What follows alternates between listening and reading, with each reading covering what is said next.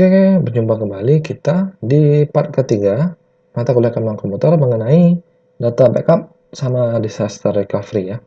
Nah, part yang ketiga itu akan berbicara mengenai data enkripsi ya. Nah, securing backup on storage device with encryption ya. Nah, jadi enkripsi itu bisa kita gunakan juga pada proses backup di device-nya kita ya. Dikatakan di sini adalah encryption is converting the backup data to a format that is not recognizable. Nah, jadi enkripsi adalah ya proses melakukan convert backup datanya ke sebuah format yang tidak bisa dikenali ya. Jadi pengacakan ke file-file ataupun format yang tidak bisa kita kenali.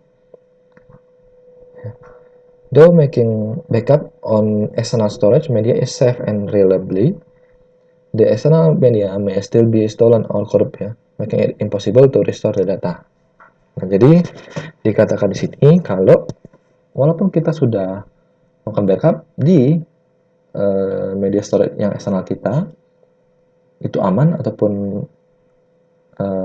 tersedia seperti itu, hard disk yang kita gunakan itu bisa tercuri ya ataupun bisa menjadi rusak ya. Menjadikannya itu apa ya, peluangnya untuk dilakukan restore ataupun backup itu adalah impossible ataupun menjadi lebih rendah ya, karena resiko tercuri ataupun resiko korupnya tadi. Kemudian encrypt the data on the storage device such as an USB drive in order to protect it. Jadi kita harus melakukan encrypt data pada device-device penyimpanan kita seperti USB untuk mengamankannya ya. This makes the data present in the storage device unusable for anyone that is not authorized to use the device ya. Jadi orang-orang yang tidak berhak akses, jika dia akses media penyimpanan kita yang tadi, dia tidak akan bisa untuk buka ataupun akses. Ya. Kemudian make use of the encryption tools such as TrueCrypt to encrypt the backup data. Nah, jadi kita bisa menggunakan tool tambahan untuk melakukan encrypt pada data backupnya kita. Nah, ini adalah bentuk ataupun tampilan dari aplikasi TrueCrypt ya. Bisa dicoba nanti sendiri. Kita lanjut. Nah, untuk yang modul mengenai macOS, backup sama restore, mungkin kita akan melihat secara sekilas saja karena memang bukan ataupun belum familiar penggunaan macOS di sini. Ya. Nah, ini adalah aplikasi Time Machine untuk backup ya dari Apple-nya dia. Kemudian kita bisa melakukan settingnya, kemudian bagaimana proses ataupun restore-nya menggunakan Time Machine-nya, ya, proses atau tata caranya. Baik, berjumpa kembali bersama saya di part keempat dari mata kuliah keuangan komputer mengenai data backup sama disaster recovery ya. Nah, jadi part berikutnya adalah tool-tool yang akan kita pakai dalam proses backup data apa aja ya.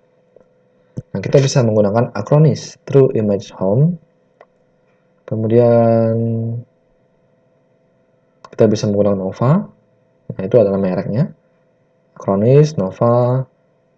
Nah, ini ada banyak lagi untuk Windows ya. OS Windows. Nah, ini ada banyak lagi. Nah, untuk yang Mac OS itu toolnya berbeda ya. Jadi kita bisa download sendiri yang lain. Smart Backup, nama tool untuk backup di OS Mac ya. Nah, ini ada beberapa juga yang lainnya. Baik, bertemu kembali bersama saya pada part yang keempat ya dari mata kuliah keuangan komputer mengenai data backup sama disaster recovery ya. Nah, jadi modul kali ini adalah berbicara mengenai tool-tool yang akan kita pakai untuk melakukan recovery data.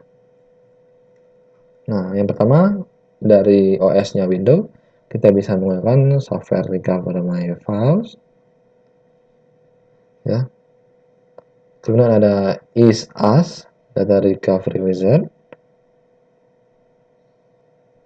Kemudian ada tool-tool yang lainnya, bisa dilihat sini. Dan yang lainnya. Terus ada Boomerang untuk OS Mac, ya. Terus ada Virtual Lab dan seterusnya. Jadi saya berharap kalian bisa memahami materi yang saya berikan. Jangan lupa untuk klik tombol like, kemudian share, kemudian subscribe, ya, berlangganan, dan juga bisa bunyikan tombol lonceng notifikasi supaya bisa mengetahui, ya, video-video secara update, ya. Kemudian kalian juga bisa mengomentari video ini jika memiliki pertanyaan, ya, atau japri ke saya, atau kita bisa omongkan di WA grupnya kita, ya. Saya rasa cukup demikian untuk pertemuan kali ini.